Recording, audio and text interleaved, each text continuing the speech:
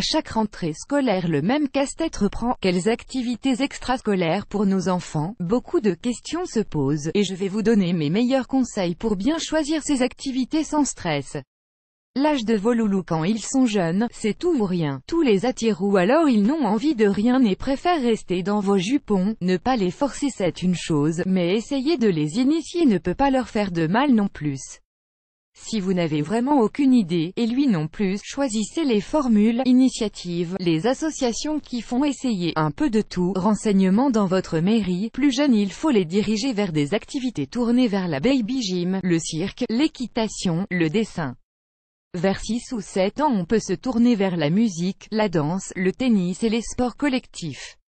À partir de 10 ans tout est permis, sculpture, escalade, plongée, judo, leur goût et leur caractère bien entendu on ne force pas Lily à faire de la danse si elle est un vrai garçon manqué, même si on aurait tellement voulu la filmer en tutu pendant le gala de fin d'année.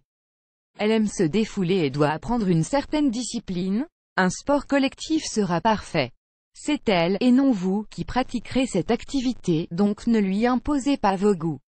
L'organisation, regardez le temps que ça prend, et le planning de chacun. Pensez que si vous avez plusieurs enfants et que vous avez aussi vos activités, ce sera un vrai parcours du combattant. Voici ce que je fais à la maison, un planning, avec des plages horaires possibles et attribuées à chacun.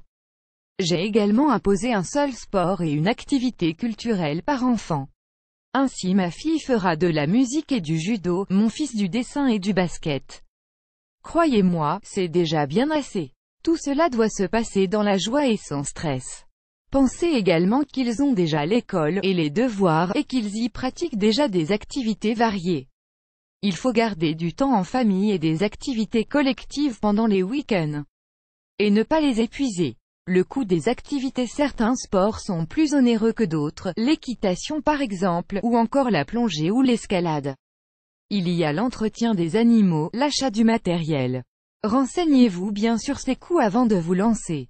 Système D pour économiser. Il existe des parades pour dépenser moins, matériel d'occasion, ou en location à partager à plusieurs familles. Si les cours ne se déroulent pas en même temps, bien sûr, préférez leur faire du ski par l'intermédiaire de l'école dans les régions montagneuses. Souvent une coopérative permet de louer le matériel sur l'ensemble de la saison à des prix très avantageux. Évidemment, le covoiturage avec les autres mamans vous fait gagner du temps, de l'argent et c'est bon pour la planète. Pour le matériel et les tenues, pensez que d'autres enfants ont auparavant fait partie de ces clubs également.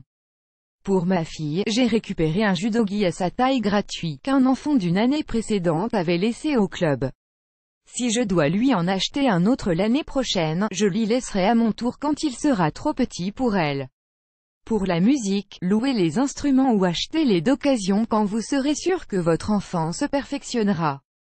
Séances gratuites, osez en profiter. Pratiquement tous les clubs et associations proposent des séances gratuites, souvent 2 ou 3, afin de vérifier avant de payer matériel et licence que votre enfant aime l'activité choisie, et n'arrêtera pas au bout d'un mois. Aide sociale. Je vous conseille enfin de contacter votre caisse d'allocation familiale, afin de leur demander si vous avez droit au ticket loisirs pour vos enfants. Ils ne vous le diront pas systématiquement, donc allez à la pêche aux infos. J'espère que ces petits conseils vous seront utiles.